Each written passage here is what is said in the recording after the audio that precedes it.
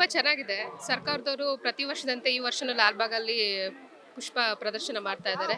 ಇದು ಥೀಮ್ ಬಂದ್ಬಿಟ್ಟು ಪೂರ್ಣ ತೇಜಸ್ವಿಯರ್ದು. ತುಂಬ ಚೆನ್ನಾಗಿದೆ. ಈಗಿನ ಕಾಲದಲ್ಲಿ ಮಕ್ಕಳಿಗೆ ಸಂಸ್ಕೃತಿ, ಆ ಕಲೆ, ಸಾಹಿತ್ಯದ ಬಗ್ಗೆ ತುಂಬ ಚೆನ್ನಾಗಿದೆ. ಅಲ್ಲಲ್ಲಿ ಅವ್ರ ಬಗ್ಗೆ ಬರೆದಿರೋ ಪುಸ್ತಕಗಳು, ಇನ್ಫಾರ್ಮೇಷನ್ಸು ತುಂಬ ಚೆನ್ನಾಗಿದೆ.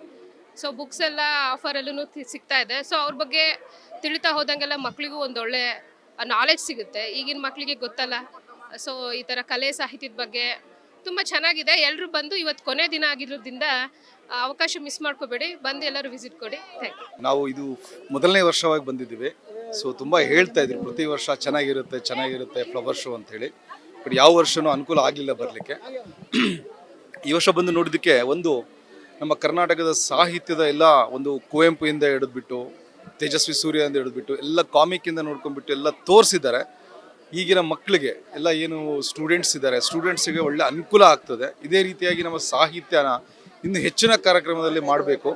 ಸೊ ಹಾಗೆ ಪ್ರತಿಯೊಂದು ಕಡೆನೂ ಯಾವ್ಯಾವ ಹೂಸು, ಯಾವ್ಯಾವ್ದು ಹಣ್ಣು, ಯಾವ್ಯಾವ ತರಕಾರಿ, ಪ್ಲಸ್ ಆಮೇಲೆ ಬೆಳೆ ಏನೇನು ಬೆಳೆಯುತ್ತೆ, ಸಾವಯವ ಕೃಷಿ ಏನಿದೆ, ಪ್ರತಿಯೊಂದು ತುಂಬ ಚೆನ್ನಾಗಿ ಮೂಡಿ ಬಂದಿದೆ.